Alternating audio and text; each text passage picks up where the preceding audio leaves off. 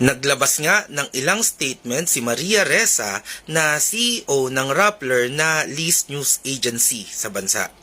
Ito ay sunod sa pagbasura ng Court of Appeals sa kanyang apela sa kanyang libel case.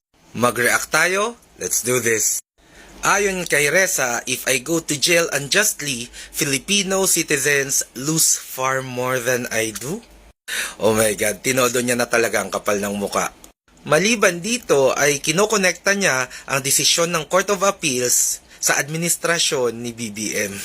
Sabi niya, now we see the pattern of the Marcos administration, harass and intimidate journalists, then replace them with propaganda bloggers and vloggers.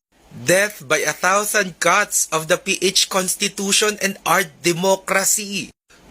We won't voluntarily give up our rights. Linawin nga natin ang issue mo, Ressa. Una, ang nagkaso sa'yo ay hindi ang gobyerno, kundi ang biktima mo na si Wilfredo Keng na isang private citizen.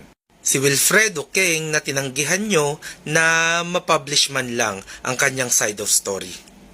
Ayon dito, nagmakaawa at nakiusap ang side ni Keng kay Rappler at kay Ressa para makorek ang kanilang false public accusation na siya ay kriminal.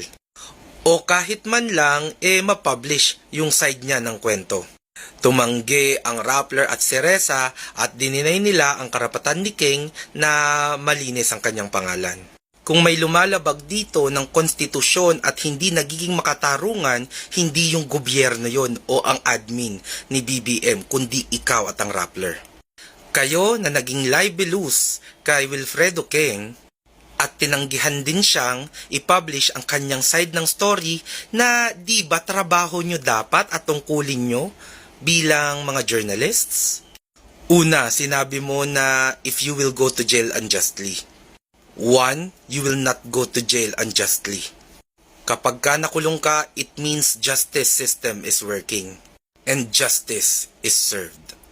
Kung may hindi makatarungan dito, uulitin ko, ikaw yon at ang Rappler.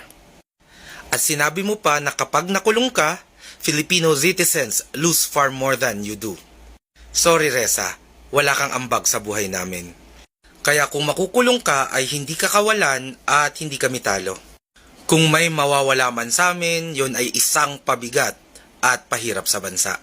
Maliban sa lumalabag ka sa batas, ay hindi mo ginagawa ang trabaho mo bilang journalist at inaabuso mo ito. Hindi pa ba sampal sa inyo na sinusuka at hindi kayo pinagkakatiwalaan ng maraming mga Pilipino? Wake up, Ressa.